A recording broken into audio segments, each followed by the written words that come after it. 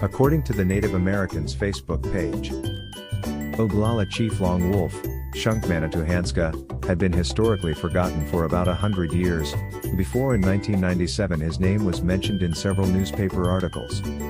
He died in 1892 as a member of Buffalo Bill's Wild West show in London, England, and had been buried there, but in the 1990s his descendants managed to get his remains reburied at his home on the Pine Ridge Reservation. Long Wolf's name first was recorded in 1870, when he was part of a delegation led by Red Cloud to Washington, probably a member of the Bad Face contingent. In his earlier days, he must have been in many battles because it was later noted that his body was scarred by the many wounds he received. Hence, while he later was with William Cody's Wild West show, he was called Lame Warrior.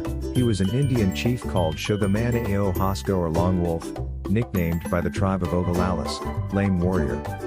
According to Dr. Maitland Coffin, 1892, the Birmingham Daily Post stated in 1892, Long Wolf is an old-time warrior, with a great record, which served him in good stead as a conciliator of the rebels. Some sources state that he was in the battle at the Little Bighorn as well. He started as a performer in the Buffalo Bill Troupe as early as 1886 and continued to work for Cody until his death in 1892. At least in 1886, he took his family along, his wife once, his daughter Lizzie and 2 younger children. Although he worked for white men, he continued to keep his traditions as a Lakota Indian. There is a short note, possibly by New York photographer D.H. Anderson or a fellow member of the Wild West show, on Long Wolf in 1886. When Indians were sent back to the reservation at end of the season, civilian clothes were given to all Indians. This chief took the clothes but would not wear them or allow any of his family to wear them. He rolled all the clothes up in a blanket and went home as a real Indian.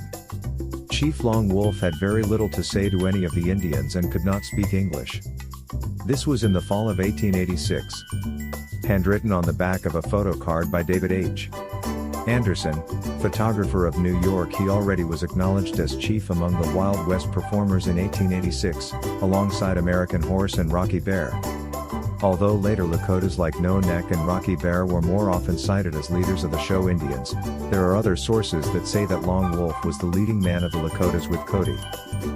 When he was not on tour with the show, he was a prominent man on the Pine Ridge Reservation, being mentioned as a leading member in the Indian Police Service.